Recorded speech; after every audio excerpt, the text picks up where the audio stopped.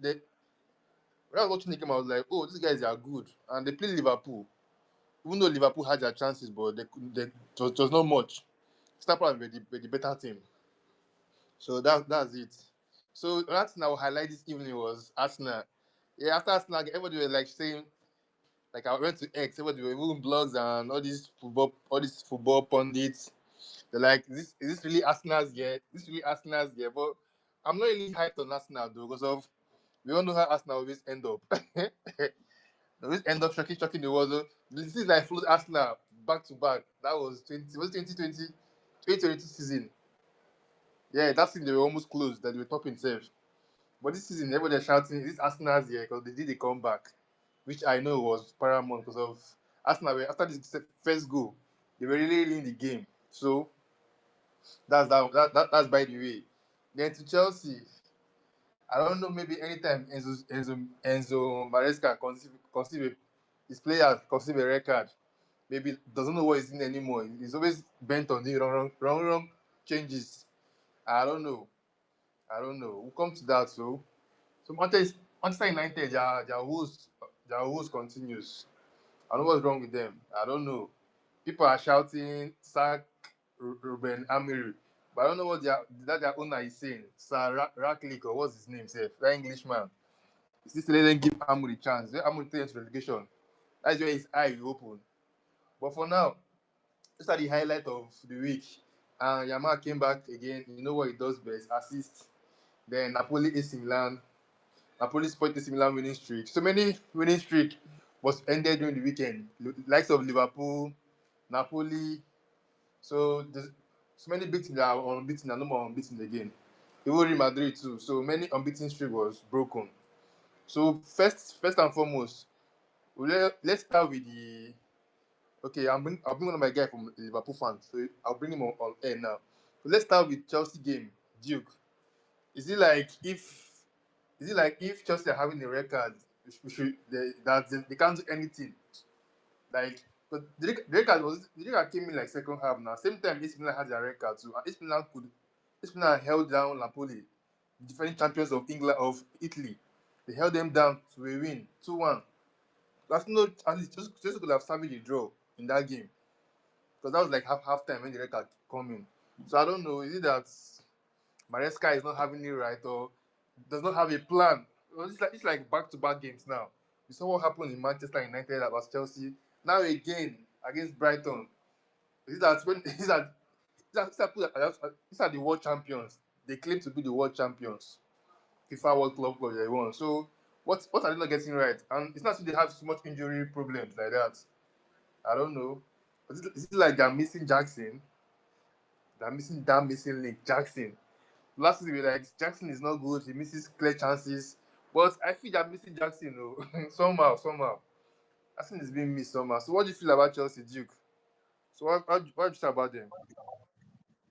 Uh, last weekend, yes, I went for Maresca's neck and I crucified him for the performance against Manchester United, especially the decisions he took after Chelsea was reduced to 10 men.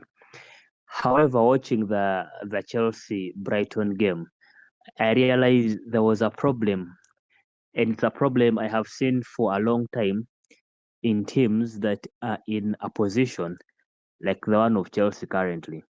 I think from the departure of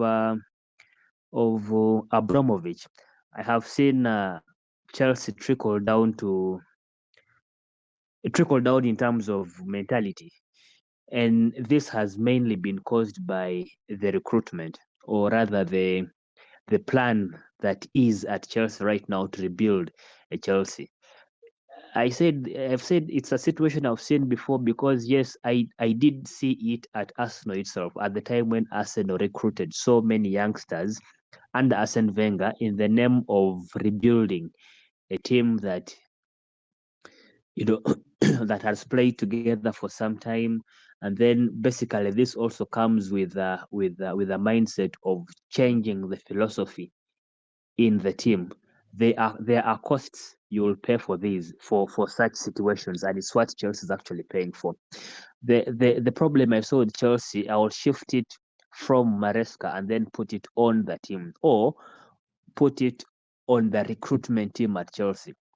Because when you look at Chelsea, even when they are playing with 11 players, 11 men, you realize they are short of a certain, that hunger mentality, that aggressive mentality, that demand from the players themselves, that we need to perform better, we need to achieve much more, you know, leave alone the managers pep talks and motivations and team talk, that aside, but a player ought to have his own ambition when he steps onto the pitch. A player ought to know that, this is more or less a do or die. This is where I need to showcase myself. Let's say if I leave Chelsea tomorrow, what what is going what factors, what qualities are other teams going to consider when signing a player like me? Chelsea has signed so many players, but most of them are young players without almost, I would say, who are satisfied to just to be at Chelsea. And the aspect of them being world champion, world champion, it's what really makes me question the mentality, because you are world champions, and you ought to demand more from yourselves. You ought to think, now, what, we are supposed to go for the Premier League, we're supposed to go for the Champions League, because we are the team that just won the Club World Cup. I mean, but then there's never an excuse when you are used to 10 men and then you shouldn't give all your best. We've seen teams, we saw Arsenal last season, 10 men, and then they fought back to level up at Etihad against Man City. I mean, we've seen teams even go ahead and win games when they are a man less. And it's not a guarantee that when you are a man less, it's an excuse, and it's something I see almost across the entire Chelsea team. They go one man down, and then they play like, we are less, we can't do better. I mean, they are stronger than us. They are numerically, they are more than us. We can't do much. Let's just pass time, and the game ends. It's something that Enzo Maresca and the recruitment team at Chelsea should really work upon. Of course, take nothing away from Brighton. Things were made easy for them. Brighton is a good side, and in contrast to the recruitment, guys, look how many of Brighton's best players have left, and some of them into the same Chelsea. So a lot of credit. I've always told people from way back that uh, to some of the teams I really credit so much, or some of the administrations, club administrations, I give a lot of credit, are teams like Brighton and Hove Albion, Borussia Dortmund, um, somehow also Nottingham Forest, until they hired the services of Ange Postecoglou. I think that's the first mistake I've seen Nottingham Forest do. But there are those teams just That's a so big. good at That's a it. big mistake. Yeah, yeah, I believe so. That's a big And mistake. Yeah. yeah, and I have always believed in Brighton's recruitment, because these guys almost make no mistakes. They almost sign no flops. So I take nothing away from them. They are a good side. And I can still argue and say, with or without the red card, Brighton was still destined to put up a good performance, a good show against Chelsea. Yeah, over the years too, Brighton have always been putting show against Chelsea. But that red Yeah. card was something. It helped them to. You get. It helped them to because of most of their goals came in late. Welbeck came in and he scored the double. It came in late, so red card too was a plus for them. But they capitalized on the red card. And even though regardless, Brighton is a good team because most of Chelsea squad, most of them are from Brighton. They both most of them. So from Pedro's and the likes of most of them are. I know they are Yeah, the goalkeepers. keeper, Sanchez, Buonanotte, that was Sanchez. signed. Yeah. So that's the thing. So that's by the way. But people are like saying Chelsea they miss Jackson. So I was like, what one thing about humans, we are quick to compare situations. are quick to pick faults. I know even at that, Jackson is needed in this team now. Because of last season, we saw what Jackson was doing. Even though he was missing goals, his impact in that team was massive. Because you see Jackson running down from the back, going back to help the defense. He has that energy in him. He's always want to play football. The only play he was having that he misses clear chances. That was why I was like, we don't want Jackson anymore. We need a goal poacher that loves scoring goals and stuff like that. But Jackson is a good player. Apart from just scoring goals, he has good work rate. His work ethics, the way he plays, always active. But this is football now. When you're not scoring the goals, it be as if you're not more, and your striker not scoring goals, as if you're not useful to the team. That's why when that trade happened within Bayern, I know he's not going to come back. I know. Because he knows I'm not they're going to miss Jackson. For real, they'll mix him. So that's by the way with Chelsea. I hope they bounce back and let them continue the fight. But regardless, it's still a plus for Arsenal and Liverpool that are topping. Because you know what Chelsea always bring to the table that all these underground team, I'll call it underdogs. That's it. So let's shift to Manchester United now. So I don't know what Manchester United are trying to do. Like, is obviously Amori is not working. Like, his tactics are not working, and it's hard time they change the penalty rule to somebody else. That was about football that I've observed over the years. When the picket taker is not getting it, they'll try somebody else. Even the likes of Messi. I can remember the days of MSN. Some days Messi will miss penalty. You'll be like, no, Suarez, take this on him. I take. At least try and build back your confidence.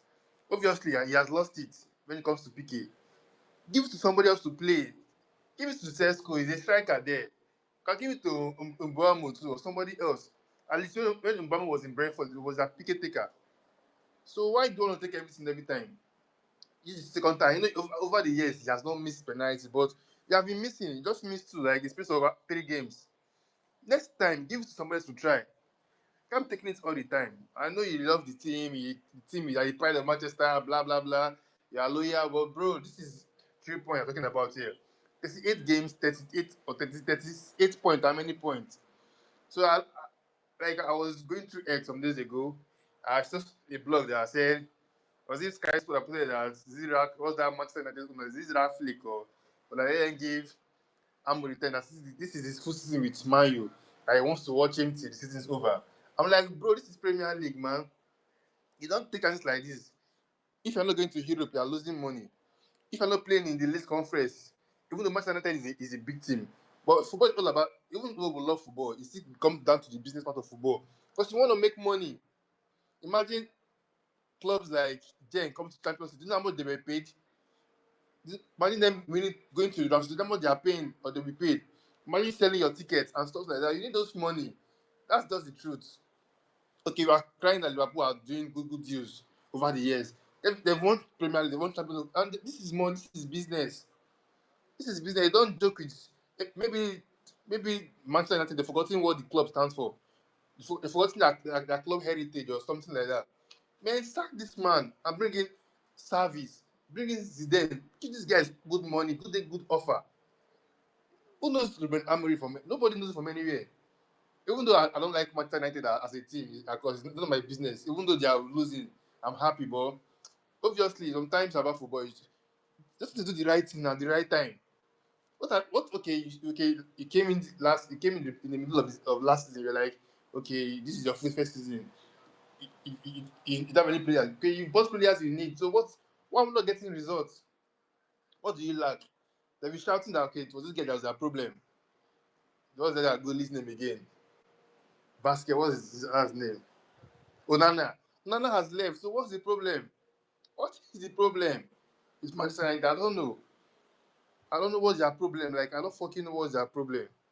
So Jake, what do you feel about Manchester United? What are you still those that say let's Ruben Amorim stay to try his tactics or he need to be sacked like me? I'm on the part that I say let's sack him. Because I, still, I don't know what to prove anymore to that team. So what part are you trying? What part are you now?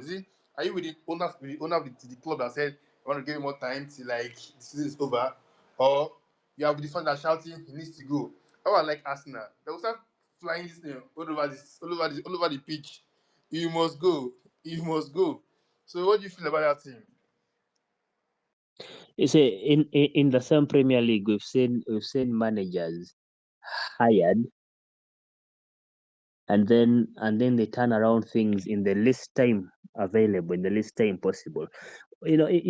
Turning around things may not necessarily mean like you are starting to win off straight away or something like that. But then you can feel the energy in the team. You can feel the energy around the stadium. You can feel, we've been playing. The previous manager was playing a 4-3-3 that didn't work and he got sacked.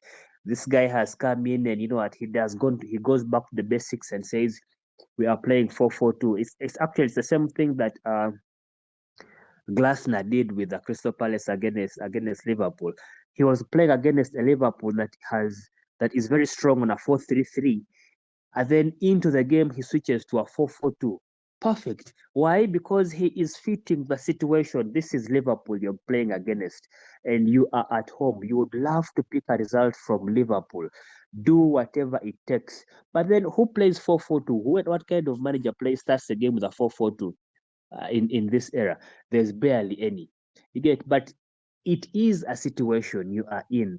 You want the result. Go for that. I mean, last Monday, I told people, you know, the Premier League is not an academy for a manager. Teams playing in the Premier League, and that is why it's called the Premier League. It's the topmost league in England. It is so competitive. You are not coming to try out things. Come and prove. Come with the already tested and tried tactics and methods, and then get hit the ground running, because the most important thing is to keep the team up in the Premier League. Now, what Ruben Amorim is doing, if I were anywhere in the hierarchy of Manchester United, I would have sacked him at the end of last season, because there was nothing positive. You bring in a new manager to improve all the performance of the team. Uh, Enzo Maresca at Chelsea came in when Chelsea was on a downward curve, and he did whatever he could to make sure they finished in a position better than they finished the previous season. Same thing with Mikel Arteta. Same thing with Glasner at Crystal Palace. Look at I'm forgetting the guy at Brighton.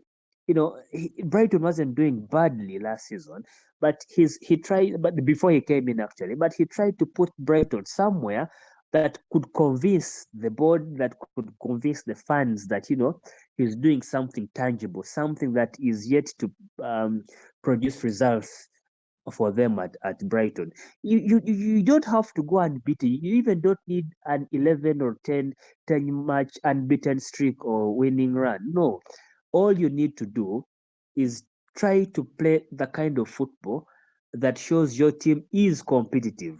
Go to Brentford, at least pick a result, pick 3 points from Brentford.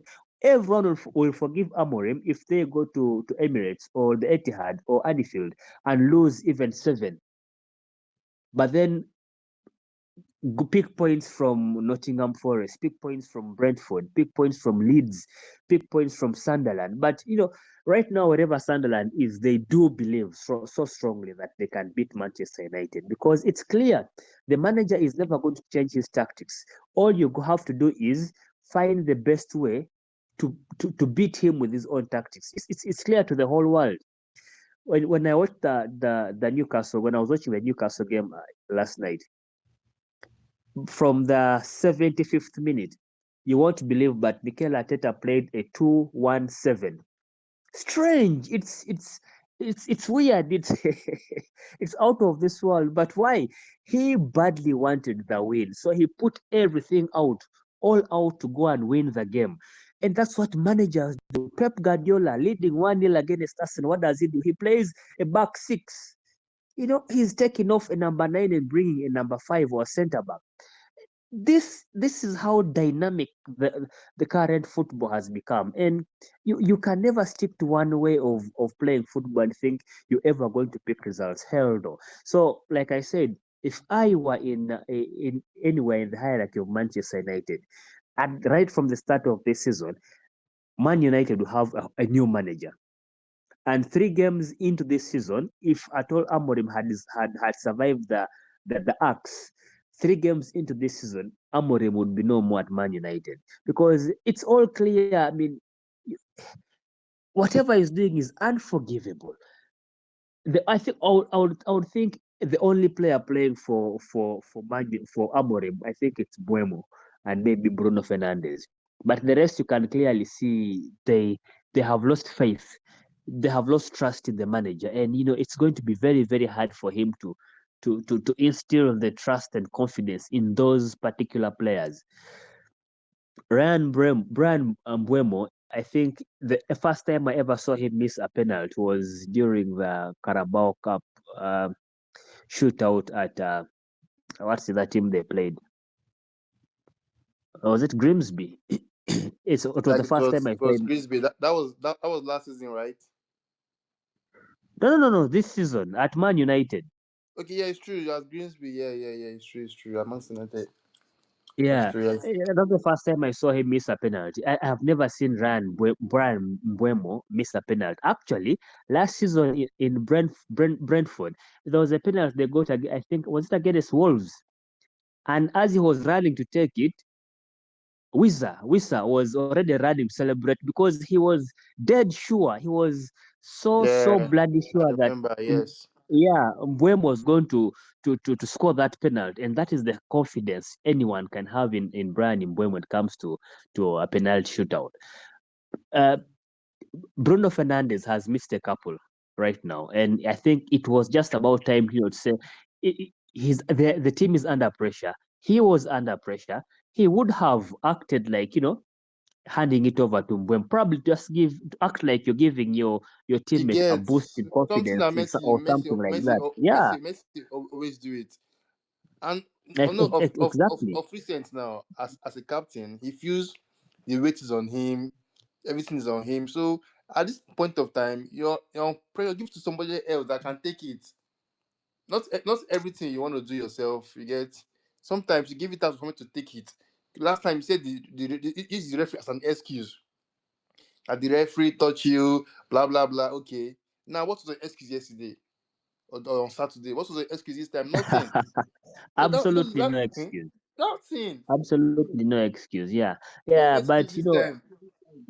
absolutely. So I think the situation at Man United has become so ugly. I would say it's ugly, and uh, it would be better if the manager is changed. To be honest, however, of course, let's take nothing away again from Brentford for the fact that Man United haven't picked a result at away to Brentford. I think in the last five visits. Yeah, last five So visit. Yeah, they have not. yeah, and they haven't picked a result. And Brentford, I think, has won 4 or 3 of those. So I Once think they've won four and they drew one. yeah. So I think Brentford has always prepared themselves well enough to face Man United at home. Yeah, that's good one from you, Duke. Well, what I was just say on this Manchester United team, I just feel like when I started watching football, what I've observed lately is that when the coach lost his dressing room, it's going to affect the players on the pitch. That's why what I like about Mourinho when he knows he has lost his dressing room, he starts doing strange things. So he sack him because when he lost the dressing room, there's nothing you want to tell those boys again. When you're having like two divided sections in your dressing room, this set wanted to stay, this set wanted to go. You lost it, so it always affects your kind of. No matter you want to tell the player that you want to do again, it's hard time. After that, they kill this year. We're hoping Amory will change. And most times they keep on comparing ourselves with Ateta. When Ateta came invested, he won FA Cup for crying out loud. Manchester United fans. He won FA Cup in his first season with Arsenal. So why are they always comparing that? I mean, what about Ateta done? How many this thing? But I think I was even making less than fourth or fifth or sixth. This guy took you guys to 18th or 16th last season or 14th. Ah, well, I'm missing Chelsea Ibrahimovic. You dare not. You dare not. Next 2 days you are gone. You dare I miss Chelsea Ibrahimovic. Please. How much is your payoff? How much? Pepper? transfer. Yeah, I leave my team. That's football, man. He knows he's losing money because the more you're losing games, you stop selling out your stadiums. Your tickets, you not you stop selling out your tickets. I know Manchester United have this big fan base, a big team, one of the biggest team in the world, one of the biggest team in England. But you're not doing well. Imagine how your fan want to come and pay to watch your game.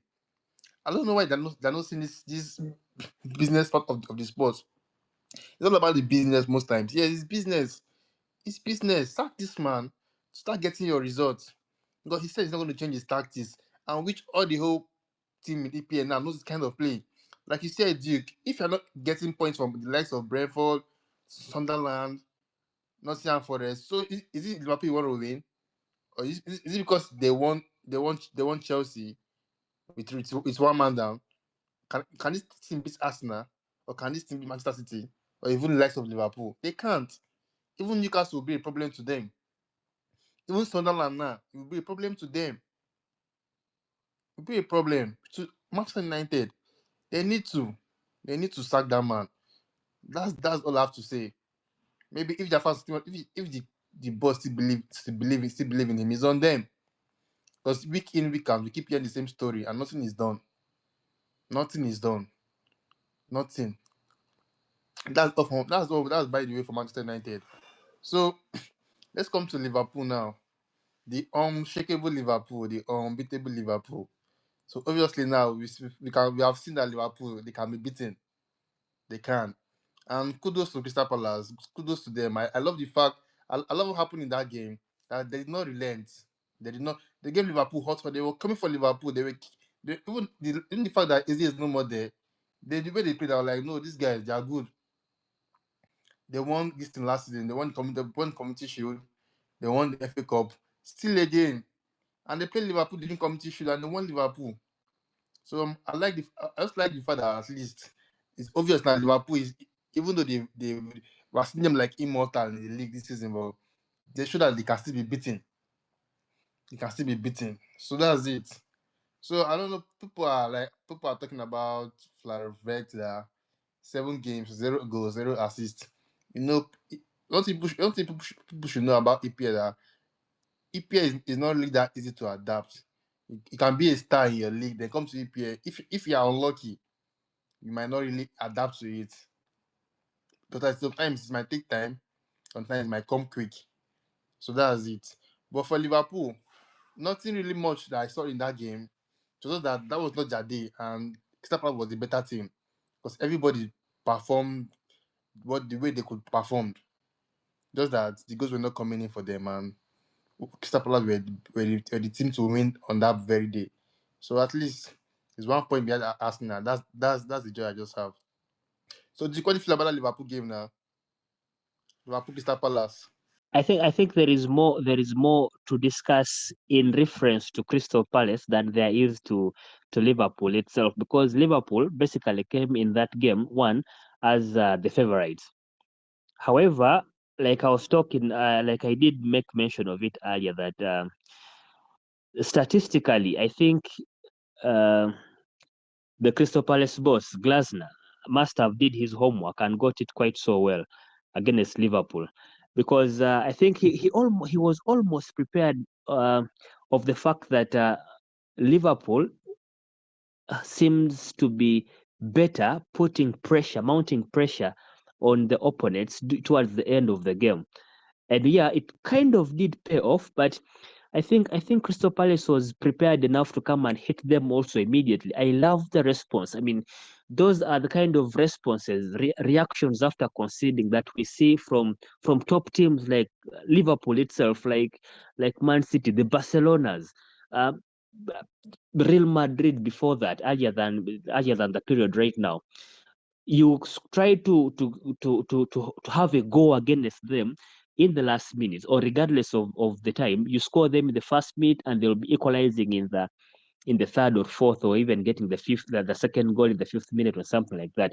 Now, the Palace team, the Crystal Palace team, acted like one of those big teams. And a little background check. Let's not forget that Glasner actually won the Europa League with Frankfurt. So I think he has been in in positions of pressure before, and he understands what you need to do facing those top quality teams, and he actually proved the whole world over the weekend against Liverpool. The kind of formation he came with, a 3-4-2-1, and then towards as the game grew later, he switched to a 4-4-2, a natural 4-4-2. And you see, 4-4-2 is the mother, I would say it's the mother of all um, formations in football. If anything ever fails in football for a manager, they always switch back to a 4-4-2, because somehow it gives leverage to a player to balance between the ambition of the game and the pressure of the game. A 4-4-2 formation allows a player to go back to the real basics of football on the pitch, to know his position of coverage and what he's supposed to do, and then grow into the game and maybe switch to what the manager required you to do in his earlier formation. And that is why I will continue criticizing Ruben Amorim. You can never play a complete game of football, especially with the modern football, using one formation. Ruben Amorim wants to play 38 games a season using one formation. You're just not going to win enough games. No way. It is. One time I was watching a documentary, and Mikel Arteta was saying there was a particular game he used 13 different formations in 45 minutes. Just 45 minutes. He used 13 different formations. And then here is Ruben Amorim, who wants to play with the same formation for the entire season. It's almost just impossible. It's almost impossible. So, you know, take nothing away from Crystal Palace. Take nothing away from Glasner, because he has showed the world that he is a top quality manager who is not afraid to take risks, who understands what he needs to do even when playing top quality sides like Liverpool. Yeah, that's good. That's cool for Glasner. Yeah, like you said, he was one that won the Europa League with Frankfurt against Inter Milan, right? Yeah, yeah, yes, it was against Inter Yeah, I Milan. just yeah. Now he's a good coach. He's a good coach. He's like he's on 18 games unbeaten now in all leagues, all competition. Yeah, and Crystal Palace is currently the only unbeaten side in the Premier League. Yeah, he's at the credit on unbeaten. Yeah. That's true. So Glasner, Mm. kudos to Glasner. Nice one for him. At least he has showed everybody here that Liverpool they are beatable, even with how much they spent this summer. Even what Ancelotti is doing, it shows that they can still beat Liverpool. And the fact that the table is not close, at least nice one. Nice one for them. Now the league is not open for anybody to top. That's cool for Liverpool. I know obviously they will bounce back. You're not going to be like that again. They're going back like 5 more games winning streak. I trust Liverpool. But the cut now is it goes down to Arsenal. But before the Arsenal game, I'll just talk a little bit about City. I like the fact that City they've bounced back. They bounced back with the 5-1 win against Ballon. Even though Ballon is like one of the lowest, the least team in the league right now. They're like the 18th or 19th on the log. So that's by the way for Man City. So let's go to Arsenal now. Yeah, like yesterday now, obviously when I was watching the Arsenal game, when I saw Arsenal doing, I was like, would they be a comeback? But I saw the pressure. Even though VAR made 2 errors in that game, even the one they would have given to Arsenal and the one they would have given to Newcastle, that Newcastle one was like a clear penalty. But that was humble. I don't know why VAR didn't check. After numerous checkings, and so there was no pick a given. But the fact, what I like about Arsenal in that particular game was that Arsenal really play like champions. They were playing like champions, intending champions. This is not the Arsenal that I've seen over the years that when they're losing at that time, they might give up, or maybe they'll start playing rubbish, or no ginger, like no, like I'm gonna do this. Because this is what champions do. Because over the years, even when Liverpool won, even when Leicester won 2016, See them winning 1-0, 1-0. Keep on going on that 1-0, 1-0. December, they were still going on 1-0, 1-1. They were winning, they were taking some draws. They hardly lost. This is the mentality that I need Arsenal to have for them to believe these champions. Because people are like saying on every all the blogs, you're like saying, is this the year? Is this the year is this Arsenal's year? Is Arsenal year? But I would love Arsenal to win. But this is the mentality they need to continue keeping up. Just after this Newcastle game, you see them now going back to becoming Arsenal again. Then we see them losing back to Southampton and all those smaller teams in the league. Because one thing about this league, if you want to win this league, you need to capitalize on the smaller teams. You don't joke with your small teams. At least get a draw. Don't lose to smaller teams. Because that's the jack of that's the of winning the league. Because if you're losing to all these Southampton, Burnley, how will you win the league? You get? How will you win? So that's it. So I would love Arsenal next time. Let them just the way they did against City, sorry, Newcastle. Keep up with that energy, keep up with that mentality. Don't relent. Always, always. Keep on the fight. Keep fighting to the last day. And I like the fact that Saliba and Gabriel, they've like that they got into themselves so well that fact that they won't even try to score during set pieces. You see, if Gabriel does not score, Saliba will score. That's what I like about this Arsenal team now. If could this be the year? I can't say for now. Season is still up and it's still long. This is just the seventh match or sixth game of the season, so we can't just say. But the fact that Arsenal is making Arsenal fans proud, like the comeback, that's cool. Because a team like Newcastle is not a small team. Like they're like the top six team now in the league. You always put them there. You can't call top six team without putting Newcastle there. That was a good fight. So Dick, I know you were happy watching that game now. Because Arsenal made you proud. Like, yeah, this is what you want from your coach, from your boys. Like, you were happy that there was a comeback. So I know, like, you have so much to say about that team. I can't wait to hear them. So what you say about your team against Newcastle? I know you guys did everything. If anyone has seen that clip of Ian Wright celebrating Arsenal's second goal, that was me 100%. But first of all, let me start with a comment you made about the officiation. Yeah, somehow I thought maybe the referee was made some weird decisions or some wrong decisions. But looking critically, first with Jokeres' penalty claims, you know this was so detailed, and for I've always questioned VAR and their inconsistencies. But when you go down into the details and the guidelines of football rules, you'll realize that these guys really try to pay attention to those rules, though of course there have been occasions where they'd also fall short of the knowledge of these rules.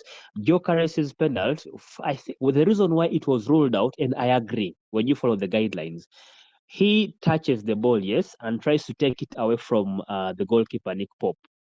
But before he makes contact with Nick Pope, or before Nick Pope makes contact with Gyökeres, Nick Pope also touches the ball with his foot. So clearly, it is just a clash of legs. It no longer becomes a foul. Now that's the detail. I was disappointed, but of course, you look at those guidelines, I agreed 100% because, yeah, Gyökeres tries to take the ball away from Nick Pope.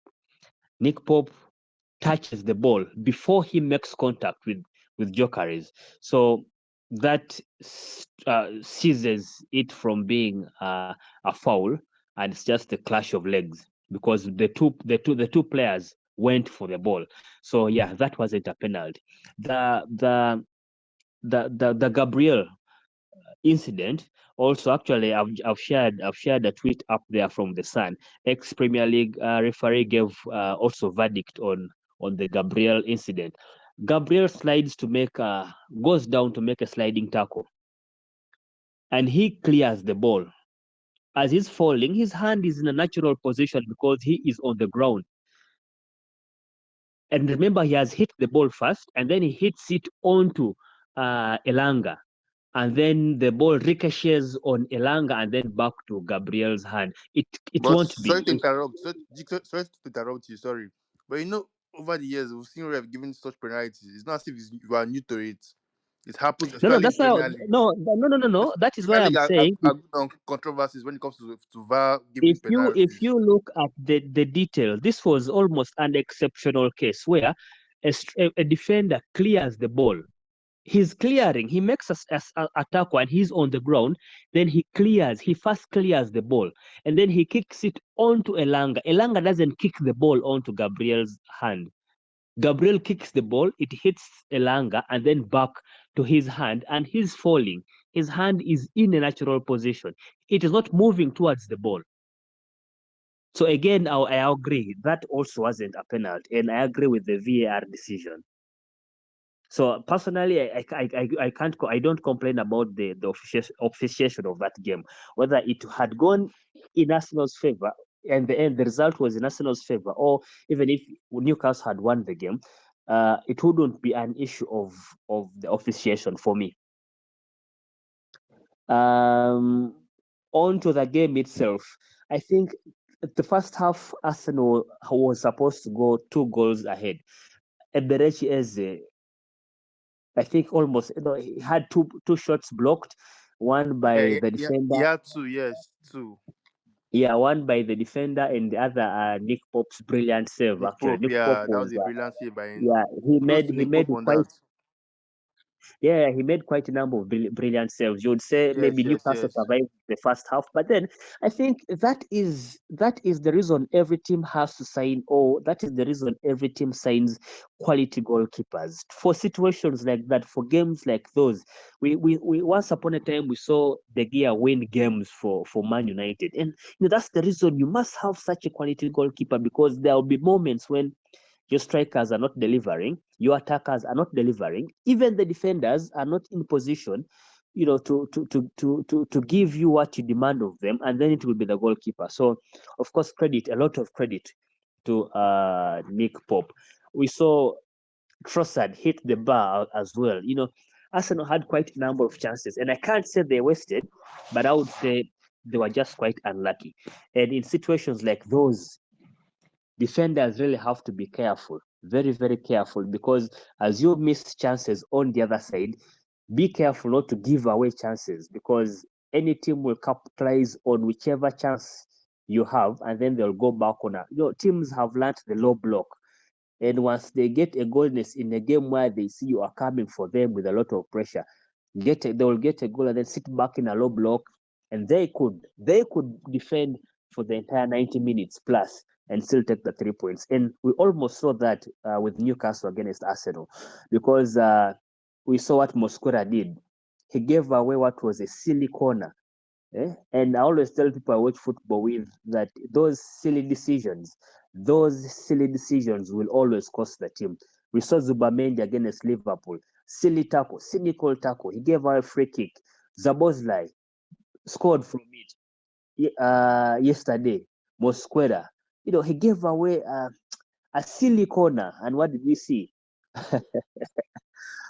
Valtamade nodded it in, and it was Newcastle. And Arsenal had an uphill task, you know, to play against a Newcastle that resulted to a low block, because they knew Arsenal is attacking. But when we defend so deep, we could keep them out.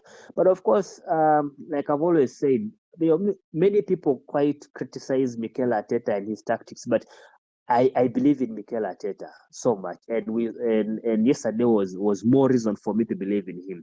Tactically, I think he beat anyhow. Eh? Like I made mention of it earlier, and from around the 75th minute, the substitution he made, taking off defenders, bringing attackers.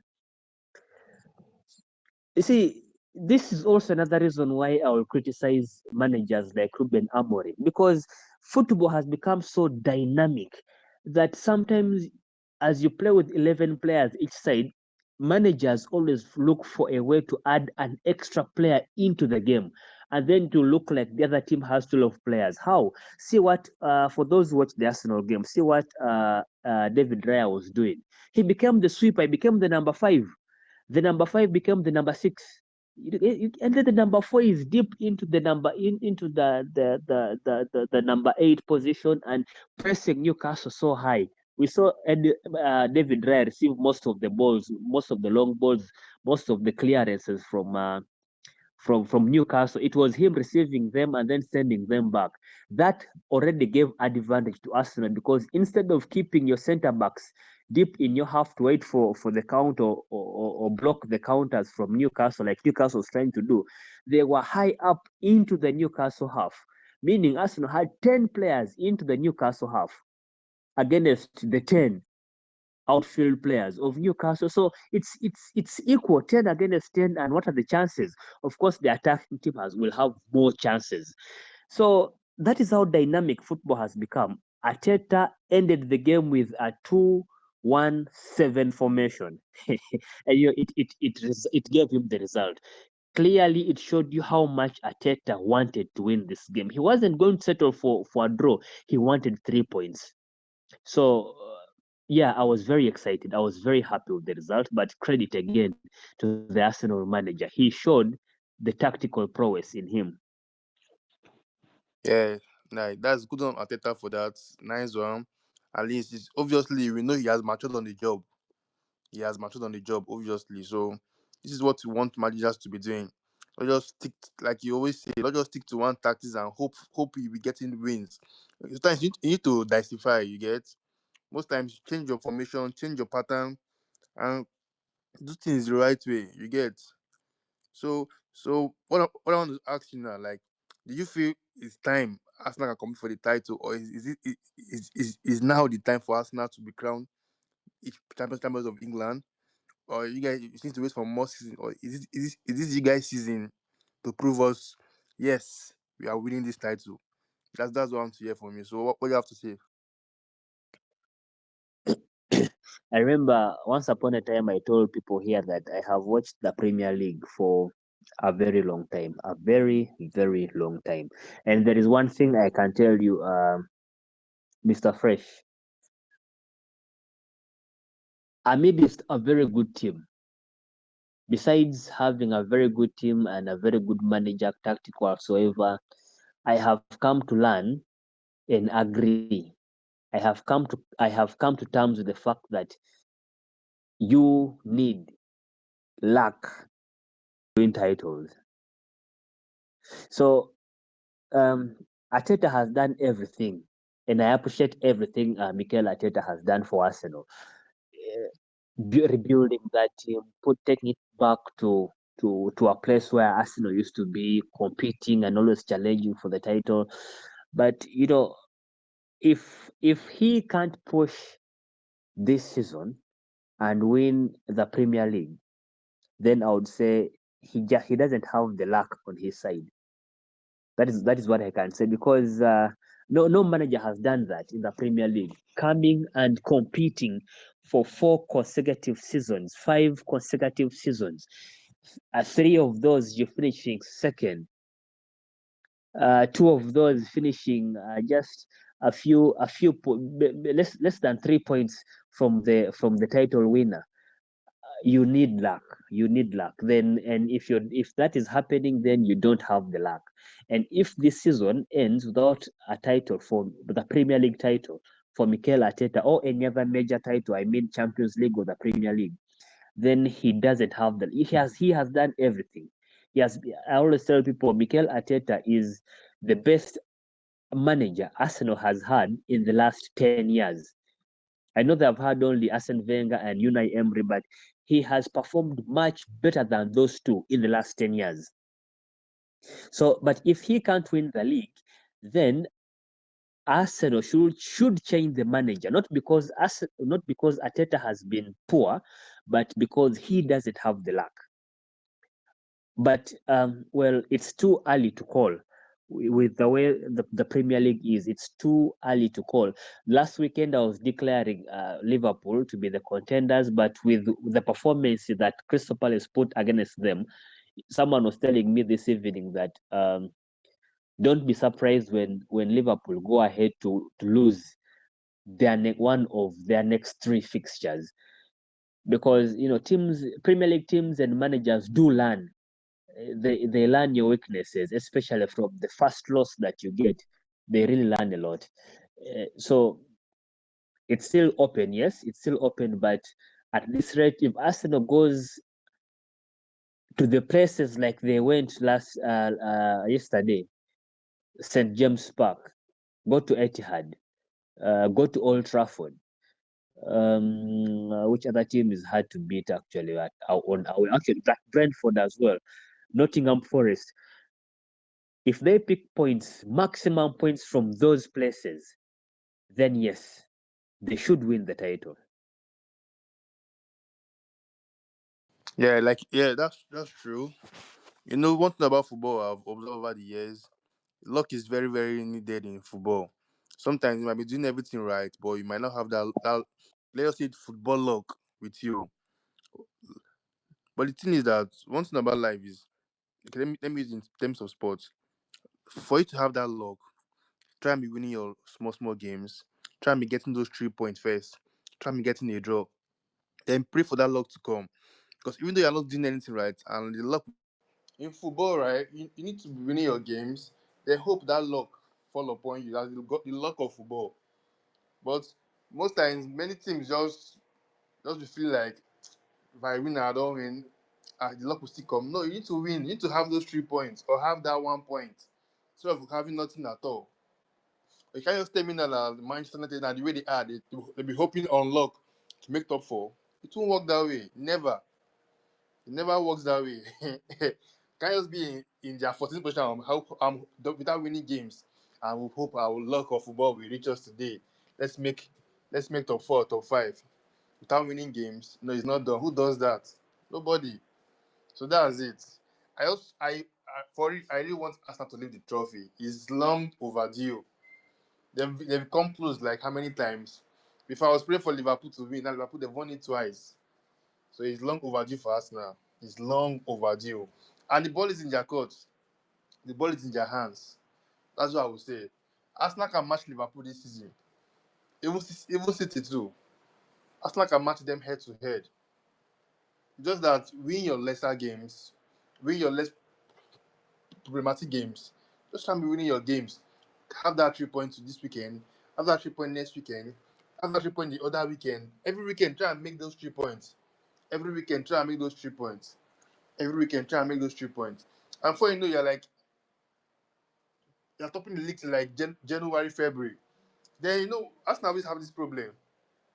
They'll be topping the league like the one that happened last to City. You were topping the league till like January. And so what happened? They lost to Southampton. I was like, no, why? They lost to Southampton that you're like, Arsenal, why? Lost to Aston Villa. So I was like, no, this Arsenal. That will be like every time Arsenal, their normal Cinderella story. Every time Arsenal, and almost that's all. But still need to change this season. I wanted to win the league for real, for real. I wanted to lift that trophy. It's long overdue. It's long overdue. So that's all for us now. The Premier League was a lot of shockers happened, and we've talked about all of them. So let's talk about let's go to La Liga now. Let's talk about Real Madrid, Atletico Madrid.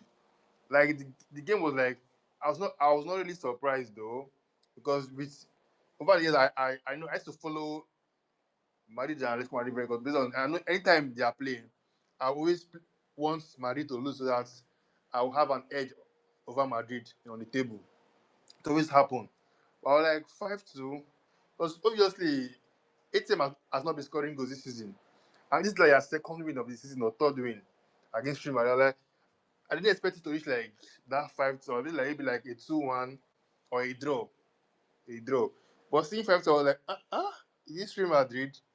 I just feel maybe Madrid was unlucky because of they were playing well. They played a better football than ATM. Just that ATM had their chances and they used it. And Alvarez, Barca needs to bring in that boy to Barcelona. That guy should be Lewandowski replacement. Julian Alvarez. Are you kidding me? Man City lost a gem on that boy. Like the issue was that he was going to be a backup striker to Haaland, and he was like, no, no, no, no, no, no, no, no. I'm a World Cup champion for crying out loud. I'm a two-time, a one-time Copa American winner. So all I play, yeah, Haaland is better than me, but I need my time to shine. That guy is good. Julian Alvarez is good. Barca needs that guy. For real. We need to sign that guy to replace Lewandowski for us. Come on, see the free kicks. Like, no, my Argentine boys are always delivering well. I like that. So, this is Xabi Alonso first loss of the season. This is like welcome to Real Madrid, you know. It's something that always happen. When he, when a new coach comes to come to Madrid, it's either you lose to Barcelona or you lose to ATM. You can't just win both derbies instantly. Either you lose to Barcelona first, then you might win ATM, or you lose to ATM and you win Barcelona. So those are like always the toughest tasks for Real Madrid anytime a new manager comes in. But my happiness is that Madrid at least they've dropped point. I'm topping them in the table now. So that's my joy. That's the joy I have. Another joy I have is that Lamine Yamal is back. Lamine Yamal is back. So and when he entered, under 60 seconds, made an impact, assist. My golden boy. Let's see what the season goes for him now. And let's see what he's gonna do this season. If he's gonna have that Ballon d'Or hype again like last season. So let's see. Let's see to that. So there'll be Champions League this weekend. Let me check for the fixtures. Oh, no strong game tomorrow. Just Benfica, Liverpool, Gala. I guess the game of this week will be PSG Real Madrid, I guess. Sorry, PSG Barcelona. That's the biggest game this week. Yeah, that's the biggest game this week. That's the biggest game this week. PSG Barcelona. So I don't want to hype my team though, but I feel that I'll win that game because PSG have a lot of injury crisis. Yeah, they have a lot of injury woes this season. Like it's much. Even Dembele too is injured. Vitinha is injured. Parfinha is injured. So I feel I might edge them on that one. That's the strongest game. That's the toughest game. That's the toughest.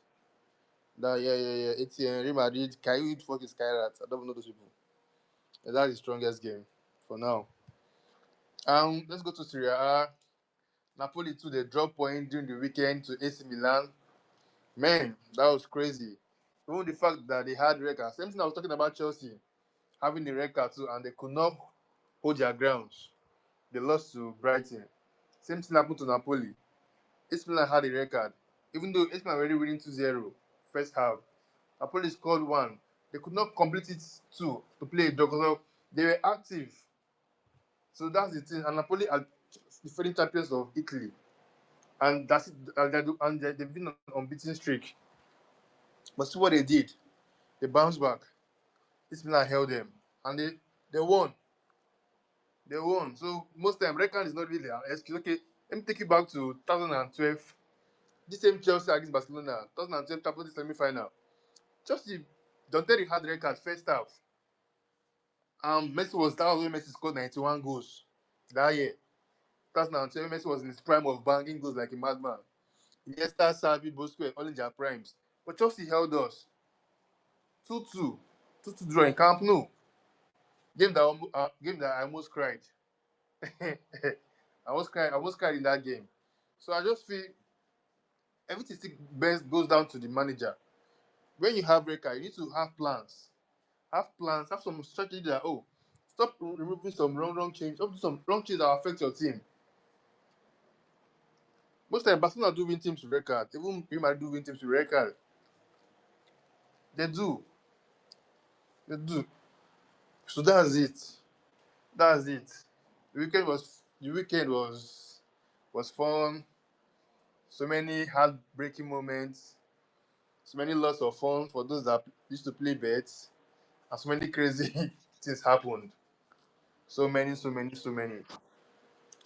happened during the weekend. And I like the fact that this is what we expect from football most times. Things like this. Not every time big teams will be winning. Most times let's keep the big boys on their toes sometimes. They know that this is football, anything can happen though. We need to come back stronger. We need to go and plan ourselves well. And that's it.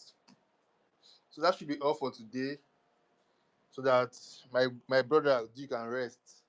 Thank you. I know you are trying for joining us this evening, even though he's coming he had a little bit headache. I really, really appreciate you, my guy. Yeah, thanks for coming today. Thanks for coming today.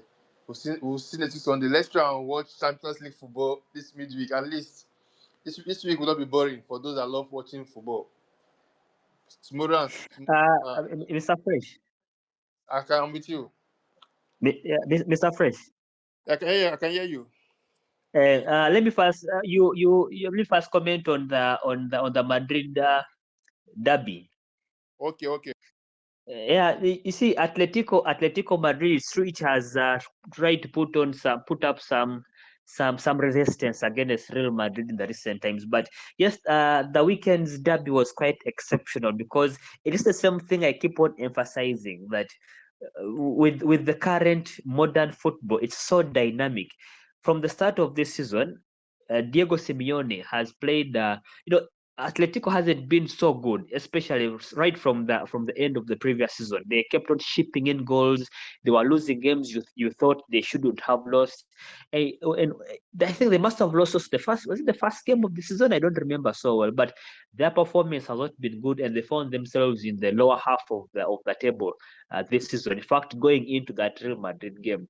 But then what Diego Simeone did was, he needed to win this game so badly. And then he wouldn't let he wouldn't sit back and let Madrid keep attacking because he has always played most of the game this season. He has played a back five. He has played a 5-3-2. Now like I said earlier, the advantage with the 4-4-2 formation, it gives balance to the manager and it eases the pressure on the players, and their roles on the pitch are quite lighter because when you see this striker, the current striker at Atletico, Solos, he was having a good time enjoying himself because he knew behind him there is a tactical and experienced Alvarez. And Alvarez against Militao and Cavajar, he didn't see any problem basically. And then all that Soloth had to do was to go and mount pressure on the new boy at Madrid, this guy who came from Bournemouth. He's called Dean Hoysen. And we saw in the goal actually that Soloth scored. He just had to bully and then catch Hoysen out of position abruptly and then head home almost a free header because Atletico play was I've never seen Atletico play Real Madrid so comfortably like they did over the weekend.